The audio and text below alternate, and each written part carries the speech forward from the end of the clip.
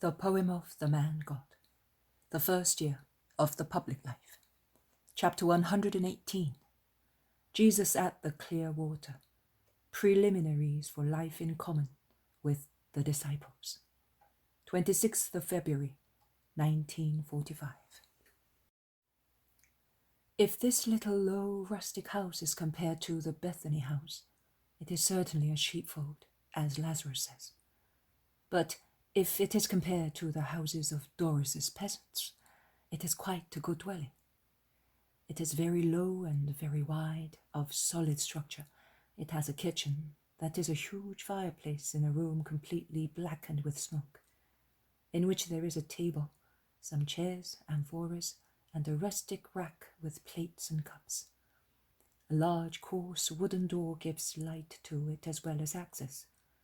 On the same wall as this door, there are 3 more doors, giving access to 3 long, narrow rooms with whitewashed walls and a beaten earthen floor, as in the kitchen. In 2 of the rooms there are some light beds. The rooms look like little dormitories. The large number of hooks fixed in the walls testify that tools and probably agricultural products were hung there. They now serve as clothes hooks for mantles and haversacks.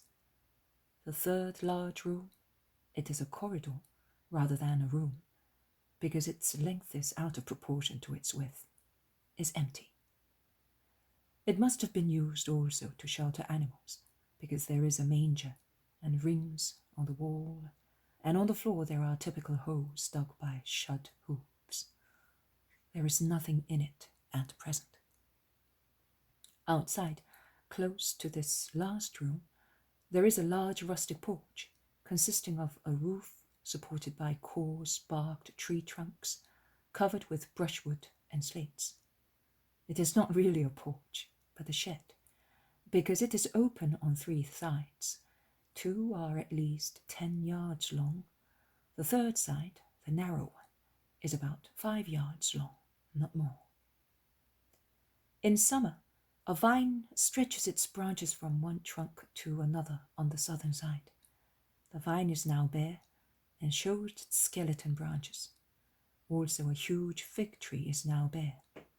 But in summer it must shade the large basin in the center of the threshing floor, which was certainly used to water animals. Beside it, there is a rough well that is a hole on ground level. It is encompassed by only 1 row of flat white stones.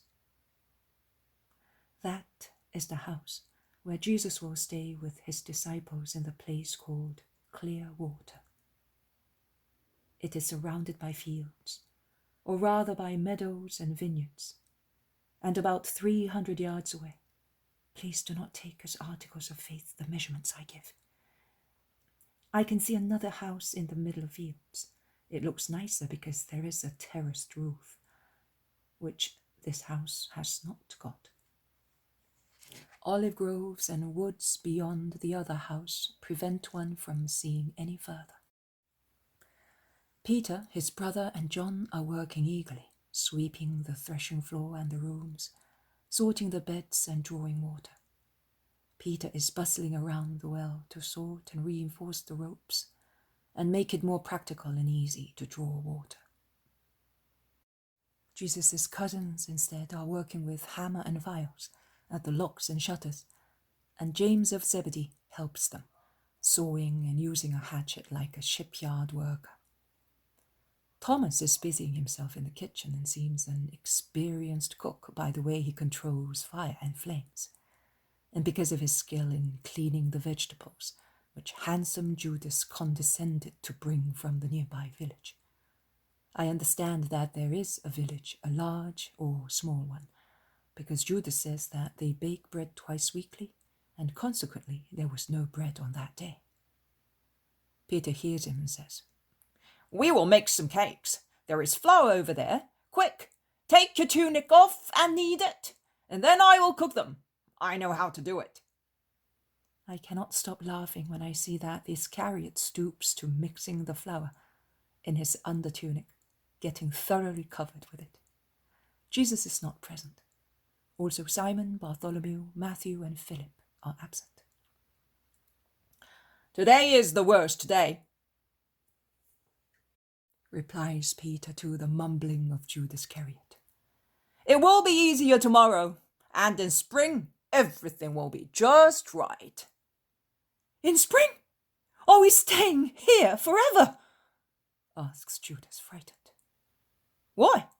Is this not a house? It does not rain in it. There is drinking water and a fireplace. What else do you want? It suits me very well. Also because I do not smell the stench of Pharisees and company." "Peter, let us go and haul in the nets," says Andrew, and drags his brother away before he and Iscariot start quarreling. "That man does not like me," exclaims Judas. "No, you can't say that. He's so frank with everybody. But he is good. It's you that is always discontented," replies Thomas, who, on the contrary, is always in high spirits. "The reason is that I thought it was something different." "My cousin does not prevent you from going to different things," says James of Alphaeus calmly. "I think that we all believed that it was a different thing to follow him, because we were stupid. It is because we are stubborn and very proud. He never concealed the danger and fatigue in following him." Judas grumbles between his teeth. The other Judas, Thaddeus, who is working at a kitchen shelf, which he wants to convert into a cupboard, replies to him. "You are wrong. Also, according to our habit, you are wrong. Every Israelite must work, and we are working. Is work such a burden to you? I don't feel it, because since I have been with him, all work is light." "I do not regret anything either, and I am happy to be just at home now," says James of Zebedee. "We will do a lot here," remarks Judas of Iscariot ironically.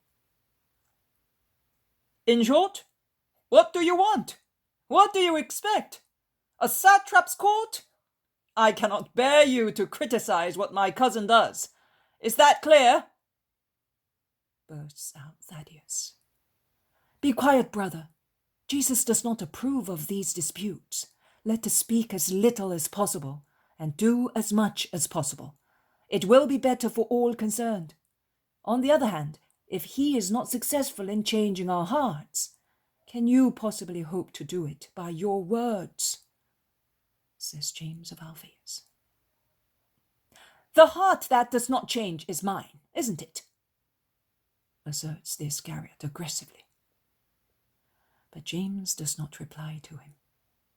He holds a nail between his lips, and at the same time he nails some boards vigorously, making such a loud noise that Judas's grumbling cannot be heard. Some time goes by, then Isaac and Andrew come in together, the former carrying eggs and a basket of fresh, sweet-smelling loaves, the latter with some fish in a fishing basket. "Here," says Isaac, "the steward sends these, and he wants to know if there is anything we need." That is the instruction that he got. "Do you see that we are not starving to death?" says Thomas to the Iscariot. He then says, "Andrew, give me the fish. How lovely it is! But how do you cook it?" "I don't know how to do it." "I'll see to that," says Andrew. "I'm a fisherman." And in a corner he starts gutting his fish, still alive. "The master is coming. He has made a tour of the village and of the country. You will see that people will be coming soon. He already cured a man whose eyes were diseased. I had already been all over the country and they were informed." "Of course. The shepherds do everything. We have given up a safe, quiet life. At least I have. And we have done many things. But apparently, we have done nothing. Isaac, astonished, looks at the Iscariot, but very wisely does not reply. The others do likewise, but they are boiling with rage. Peace to you all. Jesus is at the entrance, smiling lovingly. The sunshine seems to increase in brightness at his arrival. How clever of you! You are all at work. Can I help you, cousin? No, have a rest. I have finished. We are laden with foodstuffs. Everybody wanted to give us something. If all men had the kind hearts of the humble people, says Jesus, somewhat sad. Oh, Master, may God bless you! It is Peter who is coming in carrying a bundle of sticks on his shoulders, and who from under his load thus greets Jesus. And may the Lord bless you too, Peter. You have been working hard. And we will work even harder in our free time.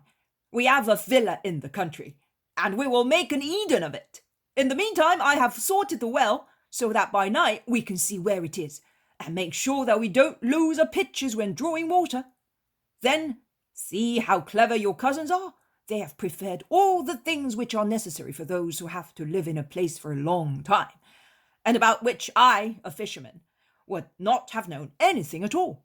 Really clever. Also Thomas, he could work in Herod's kitchen. Also Judas is clever. He made lovely cakes. But quite useless. There is bread now, replies Judas in a bad temper. Peter looks at him, and I am expecting a sharp reply.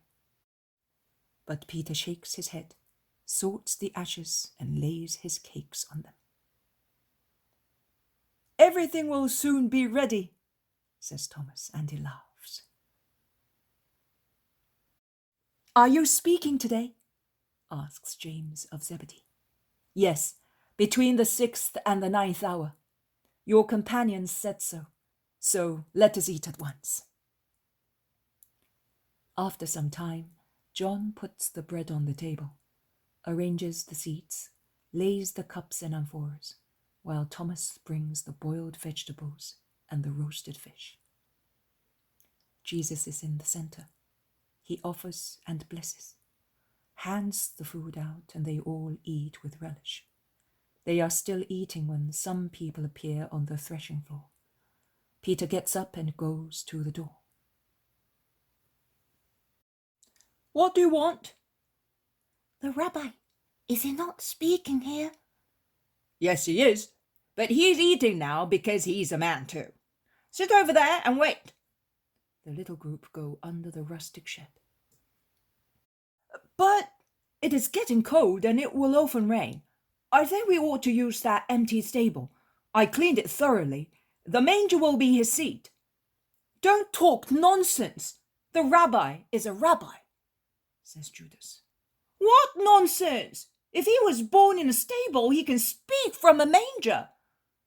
Peter is right, but please, be friendly to one another.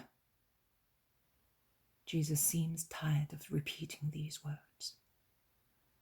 They finish eating, and Jesus goes out at once to meet the little crowd. Wait, Master! Peter shouts after him. Your cousin has made a seat for you, because the soil is damp under there. It is not necessary. You know that I speak standing up. The people want to see me, and I want to see them. You should rather make some seats and light beds. Some sick people may come, and they will be needed.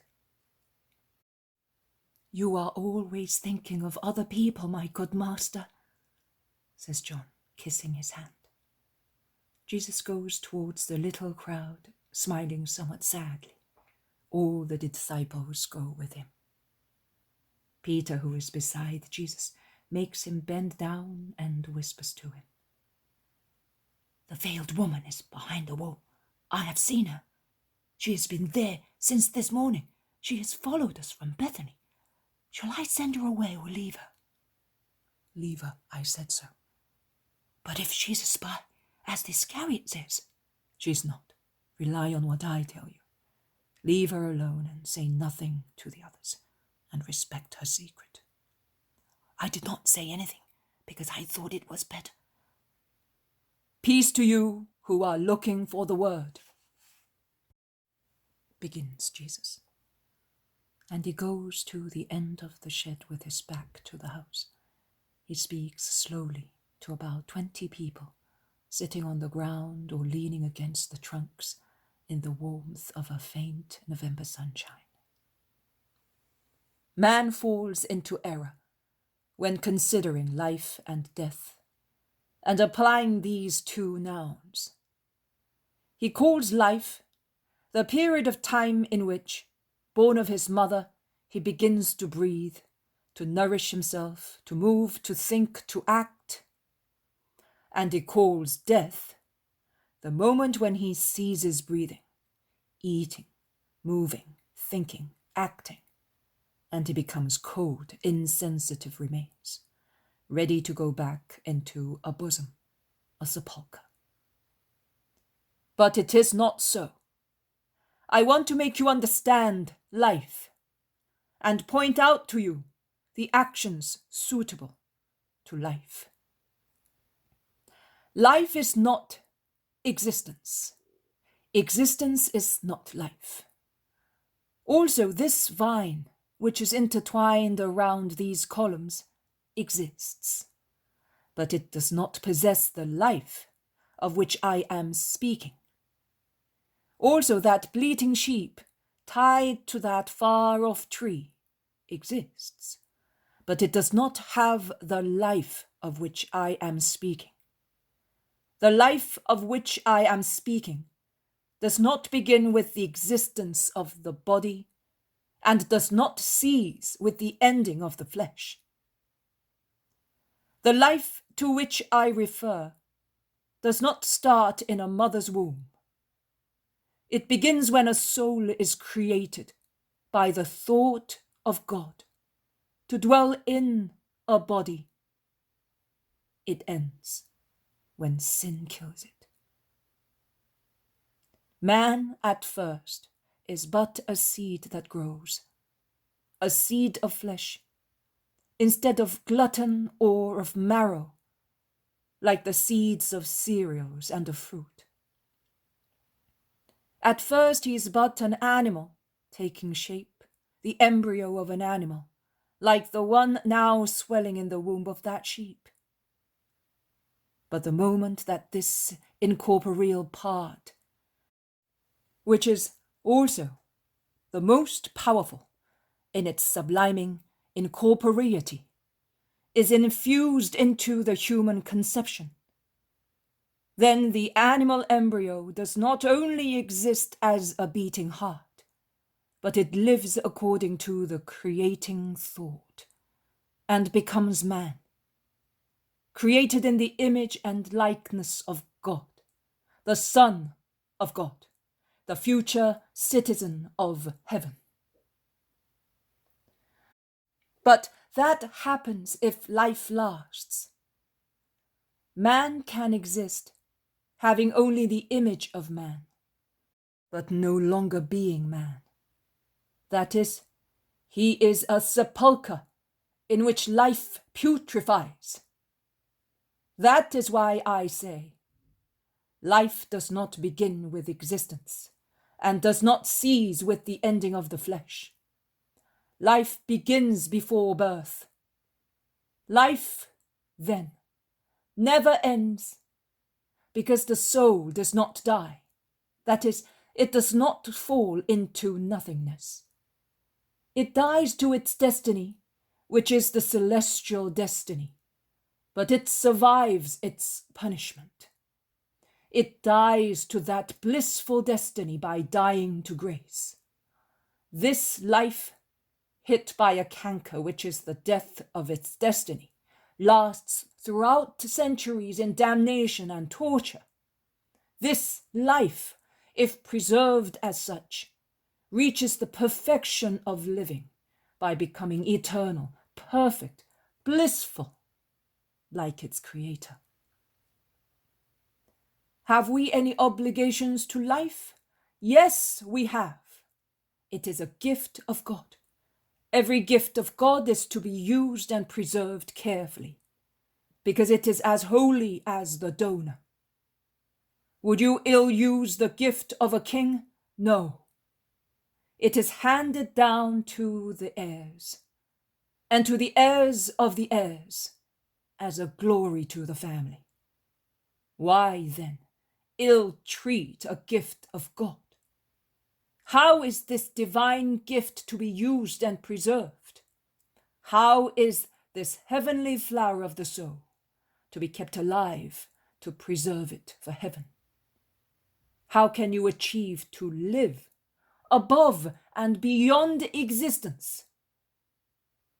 Israel has clear laws on the matter, and has only to comply with them. Israel has prophets and just people who set examples and explain how to observe the laws. Israel has now also its saints. Israel cannot, should not, err. I see stained hearts and dead souls swarming everywhere. So I say to you, do penance. Open your souls to the word. Practice the immutable law. Give fresh blood to the worn-out life which is languishing within you. If it is already dead, come to the true life, to God. Bewail your sins. Shout mercy, but rise from the dead. Do not be dead people alive, so that in future you may not suffer eternally. I will speak to you only of the way to reach and preserve life. Another man said to you, do penance, cleanse yourselves of the impure fire of lust, of the mud of sin. I say to you, my poor friends, let us study the law together. Let us hear in it once again the fatherly voice of the true God. And then let us pray together, the eternal Father, saying, may your mercy descend into our hearts. It is now gloomy winter, but spring will come before long. A dead soul is more sad than a forest made bare by frost. But if humility, goodwill, penance, and faith penetrate you, life will come back to you like a forest in spring, and you will blossom to God, to bear the everlasting fruits of the true life in the future of centuries without end. Come to life. Cease existing only, and begin to live. Death, then, will not be the end, but the beginning of a never-ending day, of a peaceful, immeasurable joy. Death will be the triumph of what lived before the flesh, and the triumph of the flesh called to eternal resurrection, to take part in this life that, in the name of the true God, I promise to all those who want that life for their souls, crushing under their feet sensuality and passions, to enjoy the freedom of the children of God. Go, every day at this time, I will speak to you of the eternal truth. The Lord be with you. The crowd dispersed slowly, making comments. Jesus goes to the solitary house, and it all ends.